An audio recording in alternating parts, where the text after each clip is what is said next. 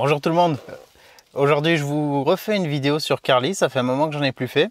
Carly c'était quoi? C'était un adaptateur OBD2 qui se branche sur la prise diagnostique du véhicule, qui va communiquer avec une application qu'on a sur notre smartphone et qui va nous permettre de lire, d'effacer des codes défauts du véhicule ainsi que modifier certains paramètres grâce à l'électronique et les différents calculateurs qu'il y a sur le véhicule. Donc ça, c'était l'adaptateur qui existait avant. Il y avait une version iOS et une version Android. Et maintenant, il y a un nouvel adaptateur qui fait les deux. Donc il n'y en a plus qu'un. Déjà, c'est un peu plus simple pour s'y retrouver. C'était pas compliqué, mais la version iOS était plus chère que la version Android. Maintenant, on a celui-ci qui coûte 60 €. Donc il fait les deux. Et l'application, je vous donne les prix, comme ça vous évite de me les demander en commentaire, même si c'est facile à trouver sur le site. L'appli de base est gratuite, vous la téléchargez sur votre smartphone. Vous pouvez voir un peu la gueule que ça vous présente à peu près les fonctions qu'il va y avoir. Mais si on veut aller plus loin que juste une lecture de code par exemple, pour les effacer notamment, et puis après pour modifier des choses sur le véhicule, il faut la version premium. La version pro, elle coûte 74 € par an pour une version universelle, tout véhicule. Si vous prenez par exemple pour une seule marque, comme pour moi BMW, c'est 59 € par an. Donc bon, l'écart n'est pas significatif. 15 € d'écart pour multi-véhicule par rapport à une seule marque, je trouve que ça peut être intéressant. Donc en tout cas, si vous avez par exemple 3 BM à la maison, l'appli BM, voilà, vous suffira, vous n'avez pas besoin de l'autre. Et donc c'est un forfait annuel, renouvelable. Le prix sur le site est affiché mensuel, mais je crois qu'on ne peut pas payer au mois. Je crois qu'il faut, faut payer une année complète. On va regarder un peu ce qu'il y a de différent. Sur le site, déjà, vous pouvez avoir toutes les infos à propos de Carly et de l'adaptateur et de l'achat et tout en français. Par contre, je crois que l'appli n'est pas en français. Donc, je vais regarder ça et je vais vous dire. Sinon, pour le branchement, c'est très simple. Vous localisez la prise OBD2 de votre véhicule. Et vous mettez l'adaptateur dessus. Voilà, les LED sont rouges parce que ils ne communiquent pas avec l'appli. Une fois qu'on a lancé l'appli, donc là par exemple si vous avez juste téléchargé l'appli, vous pouvez acheter l'adaptateur en cliquant sur ce lien. Sinon je vais faire connect, j'espère qu'il va me le trouver. Là j'ai juste mis la clé mais j'ai pas mis le contact. Alors déjà je vais me connecter. Voir si c'est bon. Connect. Turn on vehicle engine. Ok, je démarre. Oui, il faut que j'active le Bluetooth. Ah d'accord, donc ça fonctionne bien déjà. Là il nous dit dessus que ça fonctionne avec l'ancien. Donc j'ai pas besoin de tester moi-même. Il suffit de choisir celui qu'on a. Comme il est garanti à vie, l'ancien je sais plus s'il l'était, mais vous n'êtes pas obligé d'acheter le nouvel adaptateur.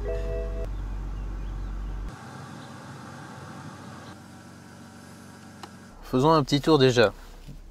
Je vais essayer de vous traduire les trucs, c'est pas très compliqué. Sinon, comprendre l'état de santé de son véhicule, customisation, vérification pour un véhicule, l'achat d'un véhicule d'occasion. Par exemple, voir certaines infos par rapport au kilométrage et voir si c'est cohérent avec l'âge du véhicule, s'il n'y a pas d'un bidouillage de compteur. Info qui n'est peut-être pas à 100% fiable, mais qui peut peut-être être utile.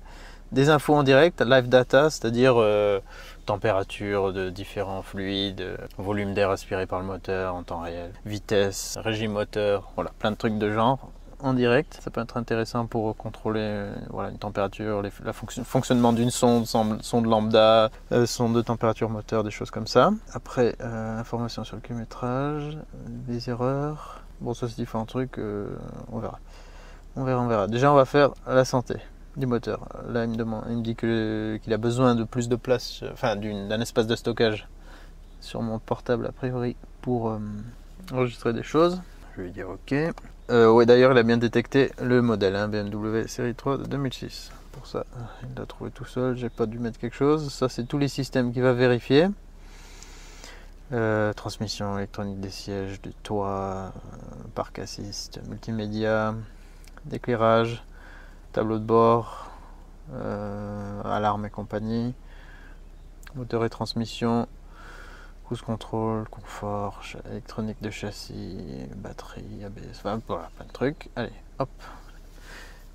C'est parti, on lance la vérification.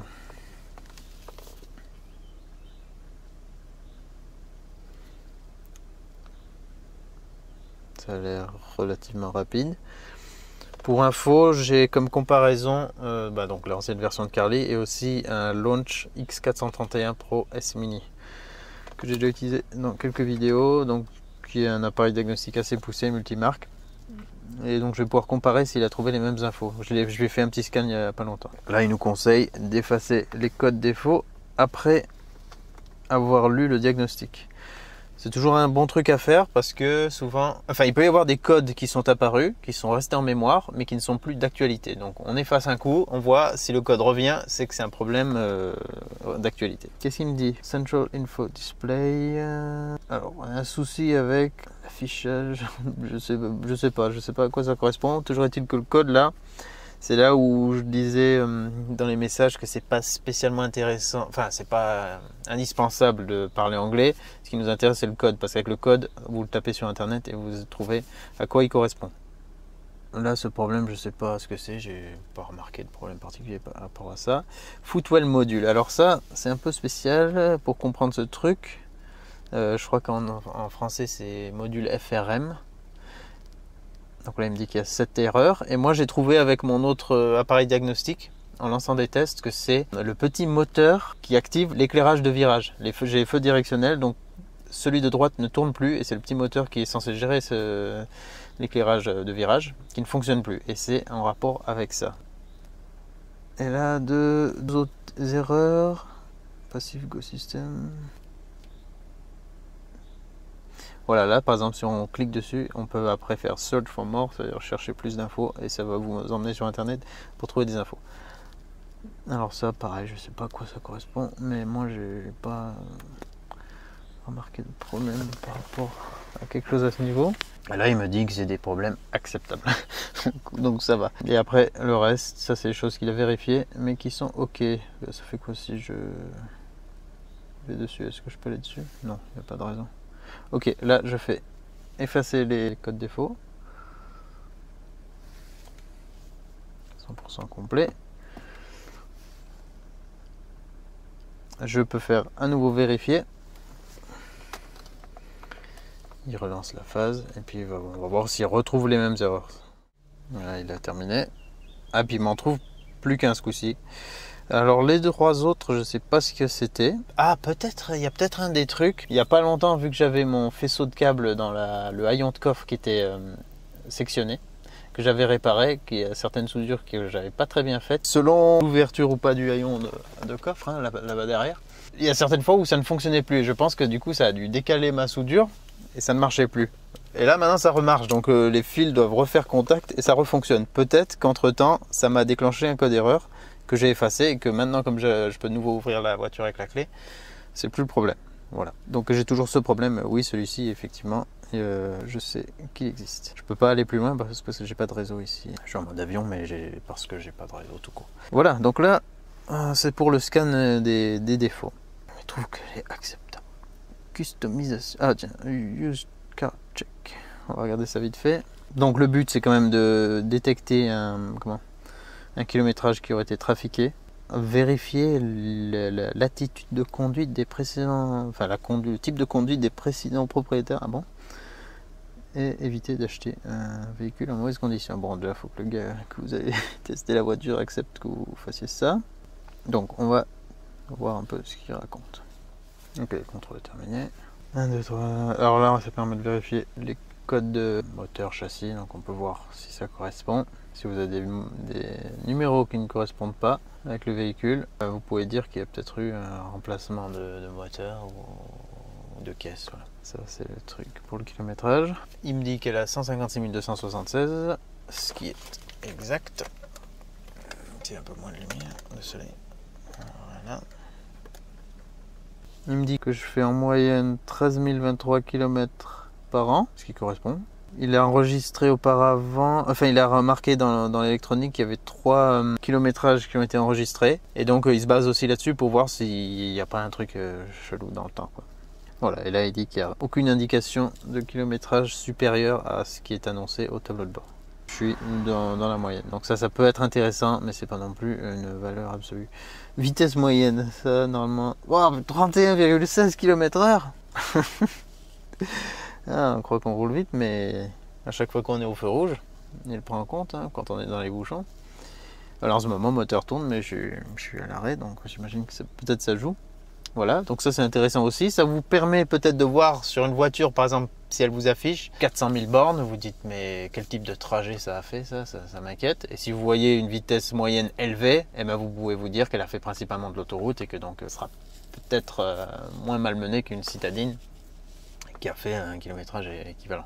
Voilà, ça peut être une info intéressante. Et là, autre info, je sais pas trop ce qu'il peut y avoir. Date de fabrication du moteur, voilà. Bon, c'est un peu gadget, qu'on va dire, mais bon, c'est toujours intéressant d'en savoir un max sur son véhicule. Vite fait, les infos en live. Ça n'a pas changé des autres modèles, hein, c'est toujours à peu près pareil. Ah oui, démarrer le monitoring, c'est peut-être mieux. Ah oui, je dois sélectionner des trucs, ok.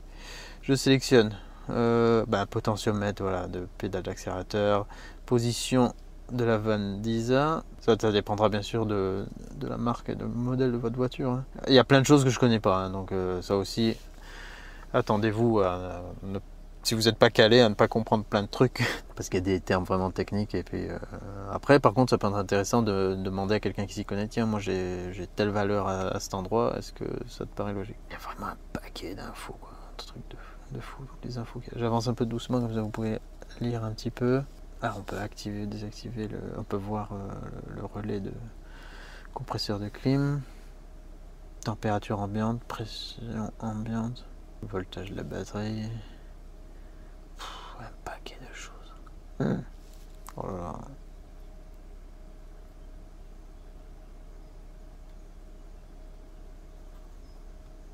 Putain, je sais même pas quoi choisir. Ah, niveau d'huile, tiens, je vais voir ça. Je sais pas s'il était sur l'ancienne version. Cam et tout.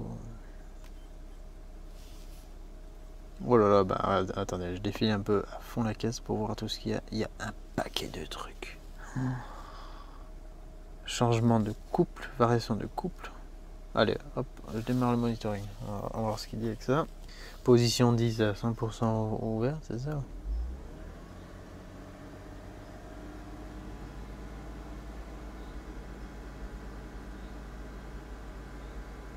Ouais, elle doit l'être comme ça quand on est à l'arrêt. Température ambiante 23-25. Au tableau de bord, il m'affiche 23,5, donc ça correspond tout à fait.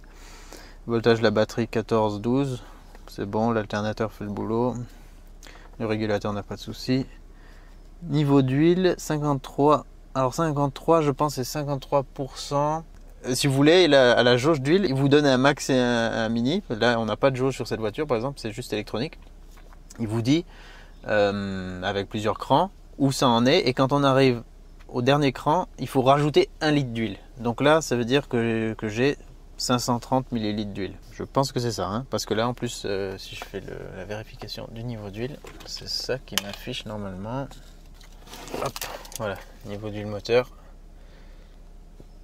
Voilà, les petits crans comme ça, quand ça arrive tout en bas, il faut rajouter 1 litre. Donc la capacité étant de 6,5 litres, il nous donne une marge d'1 litre. Quand ça arrive à 5,5 litres, il nous dit d'en rajouter 1 litre. Ça, c'est aussi intéressant d'avoir une valeur précise ou de comparer par rapport à ce que ça nous affiche à l'OBD, mais normalement ça doit nous afficher exactement la même chose puisque c'est la même donnée. Mais bon, je sais pas, ça peut peut-être être intéressant d'utiliser pour ça. Voilà le voltage qui varie quand je fais ça. Voilà, donc là avec ça, vous avez vu, il y a un paquet de trucs. Hull sensor qualité verte. Je sais pas trop ce que ça veut dire, 256, je ne sais pas non plus, mais ça semble être un truc sur la qualité de l'huile. Le voltage de la pompe à eau, vu que c'est une pompe électrique, 14,3, voilà aussi on pourrait regarder si elle a un défaut. Ouais, donc rien qu'avec ça, ce monitoring, on peut vraiment diagnostiquer un paquet de trucs et voir s'il y a certaines choses qui ne marchent pas. La tension de différentes sondes pour voir s'il y a quelque chose qui est naze. Capteur de cognement, vitesse du véhicule, enfin... Oh là là. Voilà, vous avez compris. Beaucoup d'infos. Je pense que tout ça variera selon le type de voiture. Je pense que si je mets ça sur la Yaris, j'aurai pas tous ces choix. Encore un truc intéressant, mais il y en a un paquet, ça pourrait prendre toute une journée à montrer tout ce qu'il y a. Durée de l'étincelle pour chaque cylindre. Et là on voit que ça varie, mais c'est 3,07 ou 2,05. Voilà, mais c'est les mêmes valeurs. Ça peut être intéressant aussi pour voir si on a un problème de bobine ou de bougie, ou pour confirmer plutôt le problème. Voilà, je pense que c'est des informations exploitables et assez intéressantes. Là par exemple j'ai mis température de la céramique de la sonde lambda, 768 degrés. Et ça peut être aussi pas mal si vous voulez modifier par exemple l'admission d'air et voir où en est la température de l'air admise dans le moteur. Vous comparez avec le filtre d'origine, avec boîte à air ouverte par exemple, avec filtre sport, boîte ouverte, boîte fermée. Voilà, vous pouvez faire différents tests et au moins savoir si votre admission aspire de l'air beaucoup plus chaud ou que ça joue pas beaucoup et du coup c'est plus sympa pour le bruit. Voilà, différents trucs du genre. Température des gaz après le catalyseur, 336 degrés. C'est passionnant, on peut voir vraiment plein de choses. Alors maintenant dans customisation, bien sûr, ils vous mettent en garde sur le fait que si vous modifiez certaines choses, certains paramètres, c'est possible que vous fassiez des choses irréversibles ou que vous ne saurez pas remettre en état. Donc voilà, il faut faire attention avec ça et pas faire n'importe quoi. Alors là, il va vérifier les différents calculateurs sur lesquels il peut intervenir, voir combien il y en a. Chacun est différentes choses qu'il peut programmer. Pareil sur un véhicule, la mienne étant de 2006, il y a plein de choses qu'elle ne peut pas faire. Mais il y a d'autres véhicules plus récents avec lesquels on peut modifier encore plus de choses. Donc là, il a trouvé 6 calculateurs. Il nous indique que Digital Garage peut nous aider à faire une sauvegarde des modifications. Ça permet de sauvegarder donc sur Digital Garage, c'est sur internet, donc les caractéristiques du véhicule. Comme ça, si on a une couille, on peut les remettre dans le système. Donc c'est voilà, un truc de précaution. Système d'accès à la voiture. Là, on peut modifier normalement pas mal de trucs. Lire les réglages, oui. Lire les réglages, tac. Ok, là, il est en train de créer une sauvegarde au cas où j'aurais un souci. Si je m'enferme dans la voiture, j'arrive pas à sortir peut-être. Backup réussi. Ça, il le dit en français, va savoir. Démarrage confort actif. Donc là, plein de choses comme ça, je peux mettre actif, inactif. Désactiver, activer. Éjection confort. Alors ça c'est pour le siège éjectable. Pas actif parce que j'ai horreur de me faire éjecter. Complète conduite.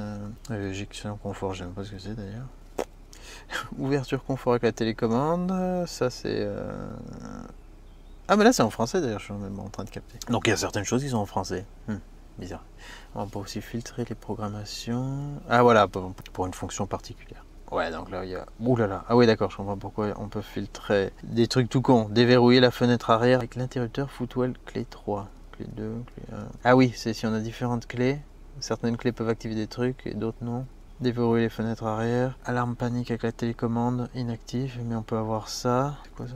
Déclenche l'alarme en pressant et en tenant appuyé le bouton déverrouillage du coffre pour activer cette fonction. Activer... Ah d'accord, bon, si on se fait agresser, si on a l'alarme, moi je l'ai pas. Et qu'on a les télécommandes, on peut appuyer dessus, ça déclenche l'alarme, ça fait du boucan et la police vient nous sauver tout de suite. Fermeture confort avec les fenêtres. Donc ouais, ils vous disent quand même ce qu'il y a en dessous. Oui, vous voyez, je sais pas s'il me fait bien la mise au point. J'aime pas filmer des écrans. Verrouillez la voiture et tenez la clé dans la position verrouillage pour fermer toutes les fenêtres et le toit ouvrant. Ça effectivement c'est actif, c'est pratique si on décharge des trucs de la bagnole, on a toutes les fenêtres ouvertes, on n'a pas envie de revenir dans la voiture pour actionner tous les boutons et refermer toutes les vitres. En verrouillant la voiture, on reste appuyé sur la clé, toutes les vitres se referment et les rétros se rabattent. Moi j'avais mis ça. Donc ça, voilà, il y a beaucoup de choses. Je rentre pas trop dans les détails, ça dépend aussi de votre véhicule. Repliage confort des rétroviseurs latéraux, pas actif. Délai du repliage confort des rétroviseurs, combien de temps vous restez appuyé dessus sur la clé pour que ça se verrouille. Si vous mettez 0 secondes, ça va se verrouiller quand vous appuyez sur le bouton. Voilà, donc plein de choses déjà à ce niveau qu'on peut activer, désactiver. C'est quoi? Éclairage, lumière d'intérieur. Lumière d'intérieur s'active avec la télécommande. Ah ouais? Pressez le bouton de verrouillage sur la télécommande lorsque la voiture est déjà fermée. Allume l'éclairage d'intérieur. Voilà, des petites fonctions comme ça pour personnaliser. Donc là on était dans...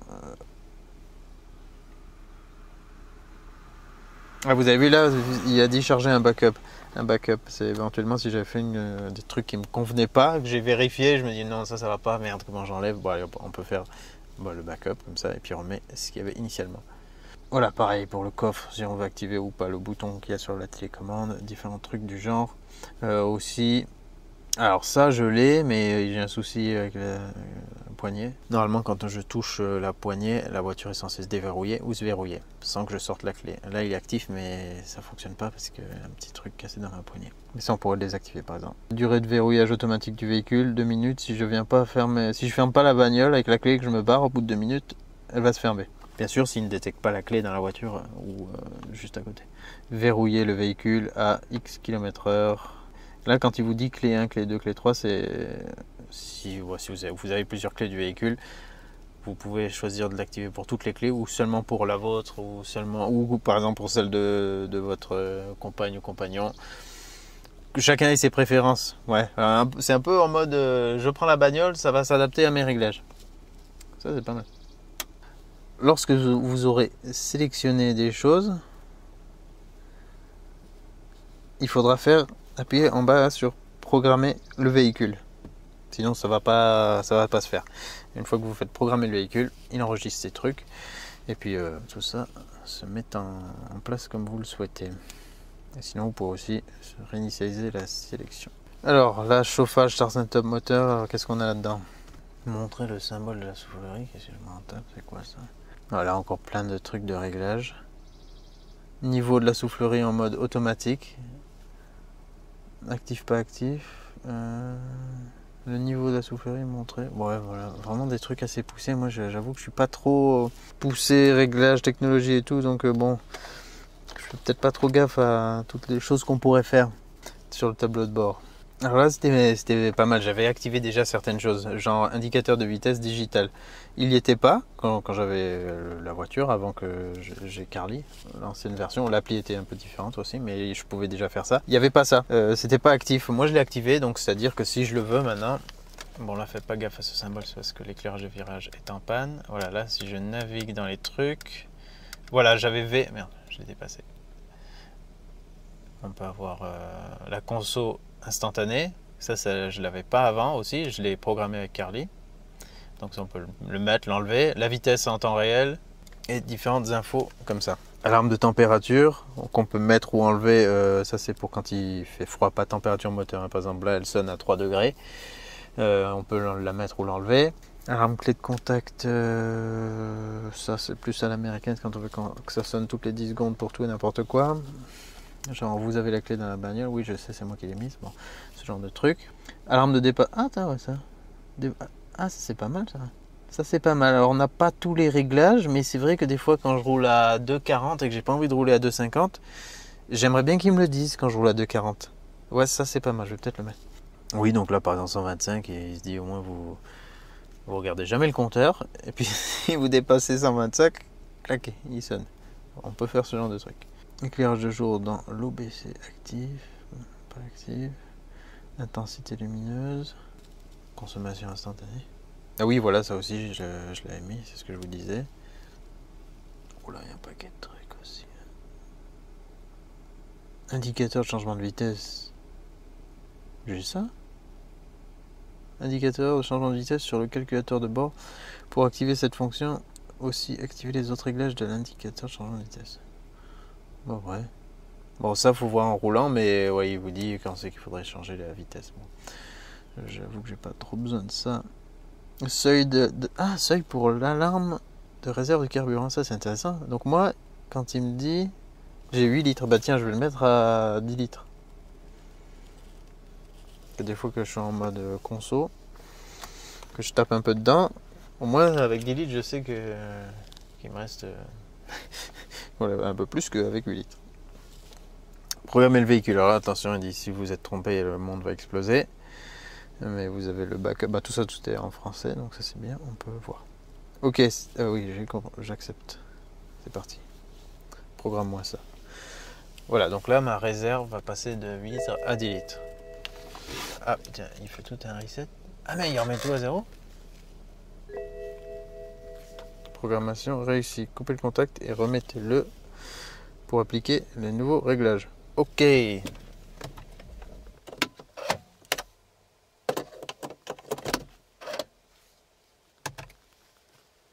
Voilà. Donc, avec ça, bon, c'est vrai que ça a effacé le kilométrage et différents trucs. Oui, je sais, mon éclairage de virage est en galère. C'est aussi simple que ça. Vous choisissez ce que vous voulez régler. Vous faites, vous pouvez faire plein de modifications et ensuite tout programmer d'un coup. Il n'y a pas besoin de faire un truc après l'autre. Ah, seuil pour l'alarme de réserve carburant. Ça peut être aussi en kilométrage.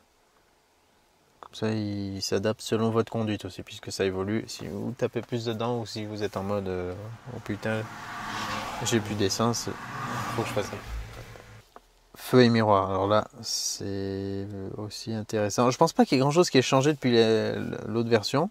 Ça s'est amélioré. Je vois que l'appli est plus rapide ou que la communication est plus rapide, je pense. Je sais pas. À moins que ce soit mon portable qui soit plus rapide, c'est possible. C'est peut-être ça. Elle est un peu plus agréable à lire. Inclinaison des rétroviseurs. Ah ouais, d'accord, là on a plein de trucs. Inclinaison des rétroviseurs, ça c'est quand, par exemple, je crois, je ne vais pas vous dire de bêtises, c'est quand je mets la marche arrière, si le rétro s'incline à droite pour que je vois le sol. Continuer le mouvement de la fenêtre quand la porte est ouverte. Ah bah oui, ça justement, des fois ça m'emmerde. J'appuie sur le bouton de la fenêtre pour que ça se ferme tout seul, et quand j'ouvre la porte, en même temps que je sors, ça s'arrête. Mais ça peut être une sécurité. Bon, voilà. Ça, on peut aussi le modifier. Assombrissement électrochromatique des rétroviseurs, ça c'est super pratique, je vois pas pourquoi je l'enlèverais. Présentation de la ceinture, c'est que pour les cabriolets. Appel de phare avec les big xénon. Ah, inactif. Ah, je peux avoir l'appel de phare, parce que sinon là, l'appel de phare pour moi il est avec du H7. Allez hop, ça j'active comme ça, je flash bien la gueule dessus. Qui a besoin d'un appel de phare. Ah ouais, d'accord. Ah, je me demandais pourquoi c'était uniquement avec les ampoules H7. Je comprends. Bah maintenant, ça va flasher bien. Feu anti-brouillard avec phare de route. Donc je démarre et ça s'allume. Ah ouais, d'accord. Ah, ça c'est nouveau. Je crois pas que ça y était sur l'ancienne version de Carly, ça. Allumage extinction graduelle de l'éclairage intérieur. Ça y est, j'aime bien. Visualisation de la force de freinage Angelize. Ah ouais, mais ça je l'avais pas avant ça. Enfin, je pouvais pas l'activer. Visualisation de la force de freinage, feu stop intérieur enclenché. D'accord. Ah, je savais pas ça. Ah, ça c'est pas mal ça. Ça peut être bien hein, quand on fait un gros freinage, s'il y a quelqu'un qui nous colle un peu trop ou qui est pas super attentif, que ça monte plus en intensité. Et ça peut le faire avec les Angelize. Donc pour quelqu'un qui viendrait d'en face. Ah, intéressant. Intéressant. Éclairage de jour, pas actif. L'éclairage de jour est activé, désactivé quand le combinateur de phare est mis sur position 0 dans la voiture. Prière d'activer également l'éclairage de jour. Voilà, bon.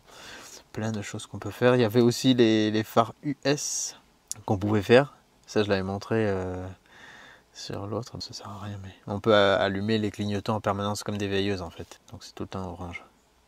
Intensité des Angelize. Ah ouais. Feu d'accident standard. Ça, si on a accident, bon. Les feux de détresse se mettent en route, je pense. Visualisation de la force de freinage. Putain, ça c'est marrant. Bon, tant qu'il y a de l'électronique, a priori, on peut intervenir dessus. Alarme feu de recul, non. Actif. Attends, c'est... Ah, pour peut-être un feu défectueux. Ah bah attendez, je vais voir si je peux pas supprimer l'alarme de mon éclairage de virage. Parce que ça c'est chiant. Ouais, attends. Éclairage.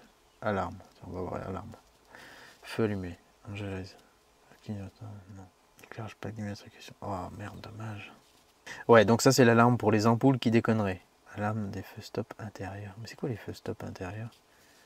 C'est même pas le troisième feu stop, c'est quoi ça? On a des feux stop à l'intérieur? Je sais pas. Ah, j'ai pas l'alarme d'éclairage de virage. Alors ça m'aurait... Ben, y a quelqu'un qui m'a demandé il y a pas longtemps si je savais comment le désactiver ou si c'était possible. A priori, ça l'est pas. Mais bon, pour tous les autres, si vous avez une ampoule qui est grillée et que vous en avez marre d'avoir l'alarme, vous pouvez le désactiver le temps de remplacer. Ouais, voilà, il y a beaucoup de choses qu'on peut faire. Ah oui, je vais programmer le véhicule puisque j'ai activé un truc. Alors là, on a tout ce qui est essuie-glace et tout le bazar. Un nettoyage des phares, voilà. Alors, intervalle de balayage à l'arrêt. Intervalle de balayage, fenêtre arrière. 12 secondes. Je l'avais mis au max parce que j'avais pas besoin que ça soit aussi fréquent. D'ailleurs, c'est dommage qu'on peut pas mettre plus encore. Balayage d'essuie-glace arrière en marche arrière, oui, ça il s'active tout seul si je l'avais pas mis par exemple. Les essuie-glaces du pare-brise continuent, pas actifs. Ah, ça c'est si on veut que quand on coupe le moteur, s'ils sont en haut, bah, qu'ils continuent à redescendre. Donc moi par exemple si je coupe le moteur au moment où ils sont dans une certaine position, ils vont s'arrêter là. Ça peut être bien si vous avez besoin d'intervenir dessus, qu'il faut qu'il soit dans une certaine position, par exemple. Ou pour tenir un truc sur le pare-brise en hiver, par exemple. Un tissu pour éviter le givre. Par rapport au lave-phare, le nombre d'activation du lave-glace avant que ça active le nettoyage des phares. Délai entre les giclées pour les phares, parce qu'il en fait 2. Il y a encore un truc qui me manque par contre, c'est la sensibilité du capteur de pluie, parce que je le trouve assez merdique. Et ça, on a la molette là pour le régler, mais je trouve ça vraiment nul quoi. Des fois, il faut attendre d'avoir un accident pour que ça se déclenche. Tu n'y vois plus rien, bon, pas terrible. Ouais, ça m'aurait bien plu qu'il y ait un truc pour rendre plus sensible ou pour mettre un mode intermittent qui ne soit pas avec le capteur en automatique. Là, si je mets automatique, voilà, bon, pourquoi tu fais ça? Attends, voilà. Si je le mets en automatique, c'est comme la fonction intermittente sur un véhicule plus ancien qui n'a pas ça. Et je trouve ça un peu dommage. J'aimerais bien qu'il y ait une fonction intermittente de base, pas qu'il dépend de la pluie du capteur, parce que des fois, il faut vraiment attendre beaucoup trop avant qu'il se déclenche. Ça c'est un truc que j'aime pas. Et malheureusement, ça n'a pas été rajouté, hein, si je dis pas de bêtises. Et là, on va vite faire regarder ce que c'est. Voilà, c'est juste des trucs pour la ceinture. Si on met pas la ceinture, pour le passager, on peut l'activer ou désactiver. Ça, c'est bien de le désactiver. Par exemple, si on met quelque chose de lourd sur le siège passager, il va croire qu'il y a quelqu'un. Donc, si vous voulez pas devoir brancher la ceinture, et il va sonner du coup, si vous voulez pas devoir mettre la ceinture pour qu'il se dise ça y est, elle est en place, vous désactivez ce truc. Ça peut permettre de le faire, mais sinon on peut pas le faire via la voiture. Voilà, un petit truc qui peut être pratique. Bon, on a fait un peu le tour. Ça vous donne une idée des choses qu'on peut faire. Tout dépendra du véhicule que vous avez, de l'électronique qu'il y a dedans. Voilà, puis là, on peut simplement aller regarder des infos en direct. iDrive, c'est quoi? Programmation de l'iDrive. Ah bon? Ah non, ça, il faut payer pour avoir ça. Cela coûte un unique paiement de 15 € peut-être. D'accord, ok, on peut aller peut-être plus loin encore. Pour les véhicules plus récents, je pense, c'est plus intéressant. Ou activer le mode TV. Bon, moi je m'en fiche, mais sur certains véhicules, pour activer le mode TV, ben là, il faut payer 15 € pour débloquer ce truc. Et garage digital, c'est là où on peut enregistrer tous les trucs qu'on a regardés et accéder sur n'importe quel appareil par internet, quoi. Ah, service reset, batterie. Ah, attendez, il y a encore des choses qu'on peut faire. Régénération du FAP, ça je l'ai pas puisque j'ai pas de FAP. Régénération monoxyde de carbone. Ah, oui, c'est vrai que j'ai pas de frein à main électrique, donc ça aussi il peut le désactiver pour un changement de frein. Transmission automatique, il a rien détecté chez moi, mais sinon il peut aller voir des choses à ce niveau. La batterie, enregistrement de la batterie. Si vous changez la batterie, là vous allez directement là-dessus, vous dites ok, j'ai mis une batterie neuve de tant d'ampères heure et de telle capacité. Et aussi pour les entretiens, quand vous faites la vidange ou les différents entretiens, on va voir ce qu'il nous affiche. Ah voilà, on peut faire avec ça. Ok, pas mal du tout, moi qui allais m'arrêter là. Les freins avant, ils estiment qu'ils sont à 78% de leur durée de vie. Et ils ont été changés 22 fois. Ça c'est bien ça. Voilà, puis pour chaque truc. Bougies d'allumage, elles sont à 29%. Voilà. Ça fait longtemps que je les avais changées. Pas mal du tout. Donc ouais, ça facilite aussi la mise à jour, la mise à zéro, bien qu'on puisse le faire comme j'avais fait une vidéo avec l'ordi de bord. Très bien ça. Ouais, ça c'est une fonction qui, je pense, intéresse beaucoup de monde pour faire les mises à jour. Juste précision pour les freins, ne pas oublier pour BM d'acheter le nouveau témoin d'usure. Si vous n'achetez pas le câble et que vous changez les freins, même s'il n'a pas été activé, entamé, usé, vous ne pourrez pas faire la réinitialisation des freins, même pas avec Carly. Ok, ça c'est à savoir. Voilà, là je crois que j'ai fait le tour. Que ce soit pour de la maintenance, de la programmation ou de la lecture de code, c'est quand même assez complet. Voilà les amis, alors je vais déconnecter ça. C'est très pratique, moi je garde ça dans la boîte à gants. Et maintenant qu'il fait tous les véhicules, ouais maintenant il y a l'option, avant il n'y avait pas je crois l'option universelle. Il fallait prendre véhicule par véhicule l'appli. Ça je crois que c'est une des différences. Donc ça oui c'est ça, c'était une des différences puisque j'avais testé spécifiquement Toyota et spécifiquement BMW. Donc c'était un peu long, j'ai regardé un peu des choses qu'on pourrait vouloir chercher, j'essaie de vous montrer un peu un aperçu des choses permises par Carly. Il y a pas mal de trucs en français, certains trucs qui ne sont pas traduits. Je pense que vous allez vous en sortir quand même, essayer de naviguer un peu. On ne peut pas trop faire de bêtises puisqu'il suffit de faire un backup, sinon ça c'est très bien. Parce qu'avec certains appareils plus poussés, comme le launch que j'ai, si on active un truc et qu'on ne gère pas vraiment la chose, on ne sait pas comment revenir en arrière. Là, ils ont quand même essayé de faire un truc grand public, donc voilà, c'est assez simple à ce niveau. Ça vous revient, bon, l'adaptateur, vous le payez une fois, 60 €, et après, ben, je trouve que, allez, si on prend pour tous les véhicules universels, 74 € par an, ben, c'est moins cher, ou à peu près le prix d'un diagnostic dans un garage, d'un seul passage à la valise. Donc, effectivement, je pense que ça peut vraiment valoir le coup. Ouais, ça peut vraiment valoir le coup. Si votre smartphone suit, bon, il n'y a pas de raison. Maintenant, je crois que tous les smartphones sont assez performants pour faire tourner ça. Il ne devrait pas avoir de problème. Pour moi, c'est un bon produit. C'est donc la nouvelle version que je teste. J'avais toujours l'ancienne depuis longtemps. J'avoue que je l'utilise pas souvent parce qu'on n'a pas non plus besoin de vérifier les codes tous les 2 jours. Mais ça fonctionne bien.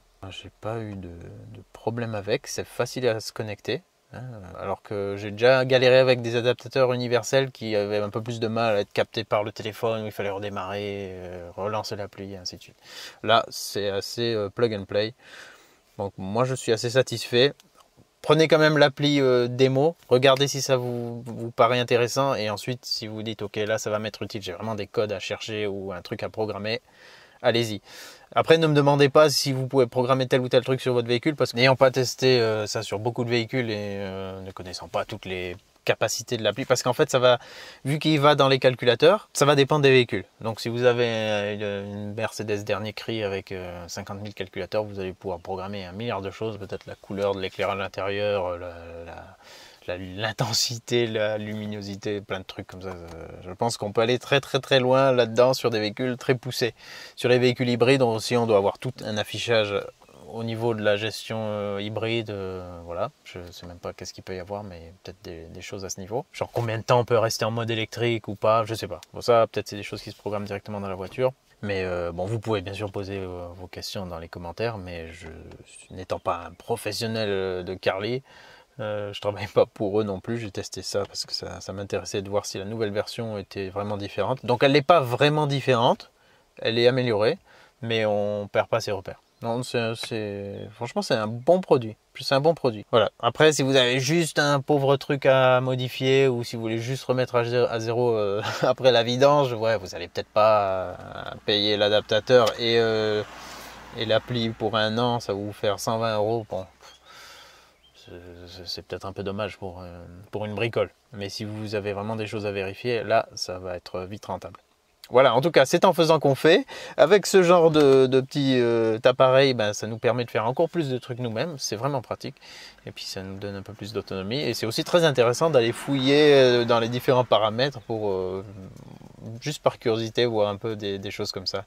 Et si on veut faire des modifications au niveau moteur, ça permet aussi d'essayer de les évaluer à moindre coût sans passer sur un banc de puissance. On n'aura pas les mêmes infos, mais on peut avoir quand même quelques infos intéressantes.